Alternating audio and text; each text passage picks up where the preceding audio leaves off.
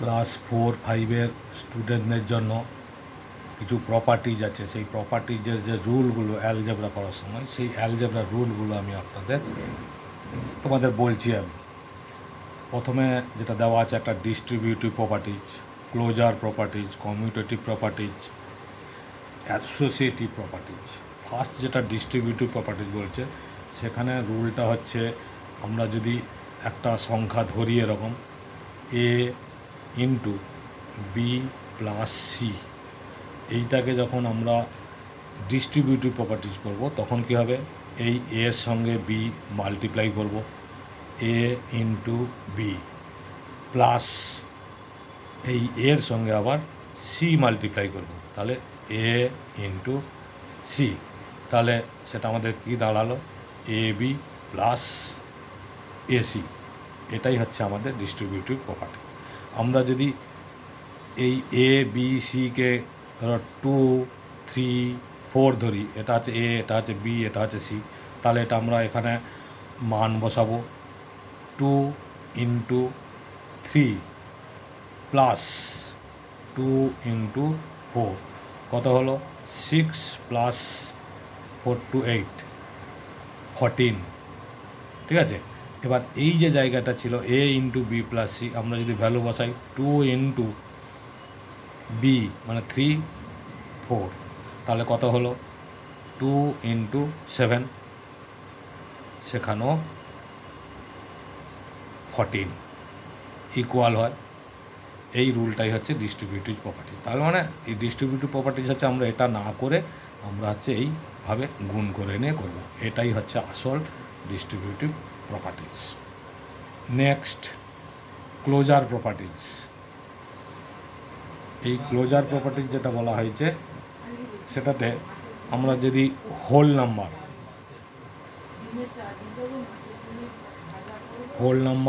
Plus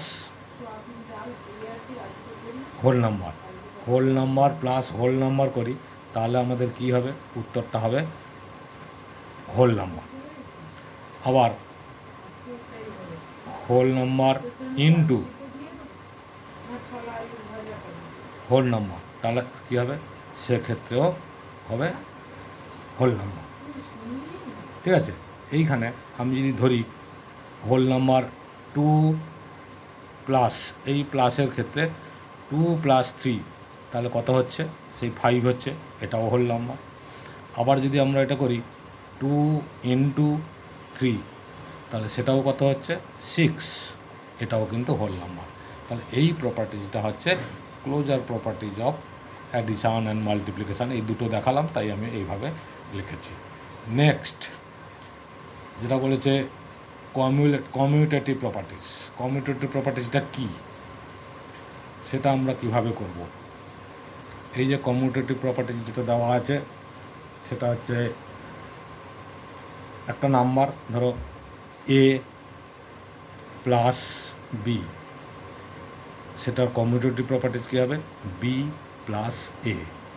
আবার যদি into ফর্মে থাকে, এ ইন্টু বি ইজিক্যাল টু কী হবে, বি ইন্টু এ। ঠিক এইটার ক্ষেত্রে আমরা যদি ধরি 2 প্লাস 3, তাহলে কত হলো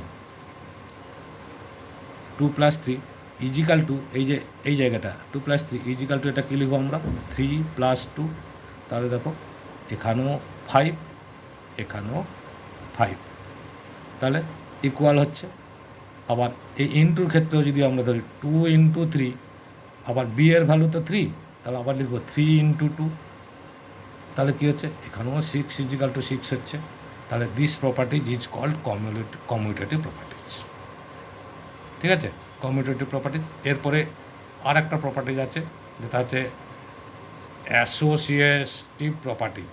এই অ্যাসোসিয়েটিভ প্রপার্টিজটা কী, অ্যাসোসিয়েটিভ প্রপার্টিজ হচ্ছে, ধরো A plus B plus C within bracket, তাহলে সেটাকে আমরা কীভাবে লিখব, এ প্লাস বি, এই যে এই নাম্বারটার সঙ্গে এইটা এ প্লাস বি, তারপরে প্লাস আমরা কী লিখব, C.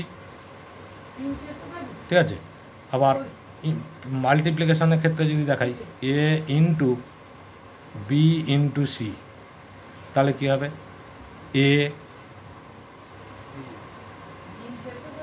Into B into C. ঠিক একইভাবে যদি আমরা নাম্বার দিয়ে দেখি, আমরা সেই একইভাবে 2, 3, 4 এ বি সি। তাহলে এই ক্ষেত্রে কী হবে? এই ক্ষেত্রে আমাদের 2 প্লাস 3 প্লাস 4 ইজিক্যাল টু, দেখো 2 প্লাস 3, এই যে অ্যাসোসিয়েটিভ, এই 3টা এর কাছে চলে আসবে, আর প্লাস কী থাকলো 4। তাহলে এটা কত হচ্ছে 7 প্লাস 2 9। এখানে কত হবে 3 প্লাস 5 প্লাস 4 সমান 9 9 একই হচ্ছে। এটা হচ্ছে অ্যাসোসিয়েটিভ প্রপার্টি। আবার ইনটুর ক্ষেত্রে যদি আমরা দেখাই গুণ করে, সেটাকেও আমরা একইভাবে লিখব। এই যে যেটা লিখেছি 2 3 into 4 is equal to 2 into 3 plus 2 into 3 into 4। ঠিক আছে? তাহলে কী হলো 2 ইন্টু 12, 3 to the 6 ইন্টু 4, দেখো 24, 6 for the 24 একই হয়। তাহলে এইভাবে এই যে চেঞ্জ করে লেখাটা, এই যে এ বি দিয়ে, যে এটা তো জাস্ট নাম্বার দিয়ে আমি একটা উদাহরণ দিয়ে বোঝালাম, এই যে এ বি সি এইটা দিয়ে যে আমি চেঞ্জ করে ফার্স্ট লিখেছি, এই যে এর সঙ্গে বি, বির সঙ্গে এইগুলোই হচ্ছে প্রপার্টি। এইভাবে আমাদের 4টে প্রপার্টি জানা থাকলে অঙ্ক করতেও সুবিধা হয়। 5-এ 6-এ বিশেষ করে এই প্রপার্টিসগুলো খুব দরকার হয়। তাহলে আমি যে দেখালাম, আশা করছি তোমাদের বুঝতে সুবিধা হবে। বুঝতে পেরেছো? বুঝতে পারলে লাইক, কমেন্ট, শেয়ার করো, সাবস্ক্রাইব করো, অল বটনে ক্লিক করে রাখো। আমার সমস্ত ভিডিও তোমরা পেয়ে যাবে। আশা করছি প্রচুর প্রচুর প্রচুর তোমাদের হেল্প হবে। ওকে।